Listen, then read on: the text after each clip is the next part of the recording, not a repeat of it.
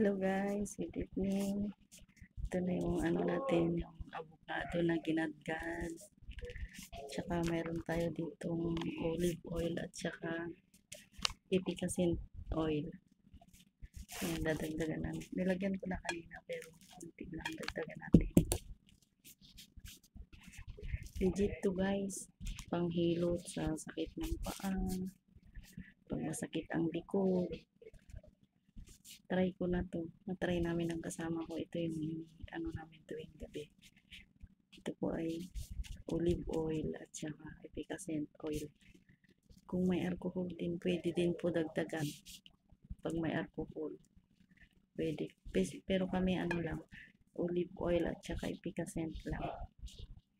So, lagay natin dito guys. Masarap po ito sa pakiramdam pag mahilot natin sa katawan natin.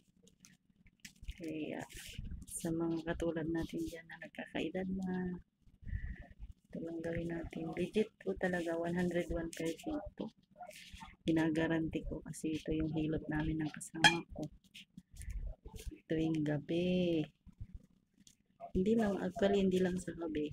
Pati sa umaga, naghihilot ako nito sa paa kasi, di ba, maghapon ako nakatayo, nagluluto. So, naghihilot din ako sa umaga sa paa.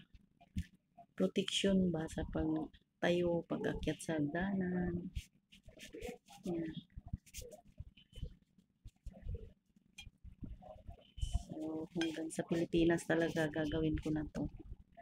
Alam nyo guys, dati magang-maga talaga yung paa ko sa sobrang maghapon nakatayo, na nagluluto, tsaka ano siya, mahapdi. Not mahapdi, makirot siya. Kaya ito lang yung ano, actually napanood ko lang to, tapos sabi ko itry ko nga. Napanood ko lang din to sa sa Facebook. Sabi ko itry ko. Ang ganda talaga guys. Dati lagi ako nagre-reklamo, sakit yung paa ko.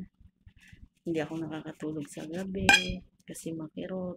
Siyempre, ikaw ba naman na 18 hours, 15 to 18 hours nakatayo, nagluluto, masakit. Ito lang guys, ito lang. So yan, masyadong marami pa. Yung pangalawa pa tayong ko, titimplahan ko ulit sa kabilang para ma-stock tayo. Mas pag nabababad, mas maano siya, mabisa guys. Mga mamshi.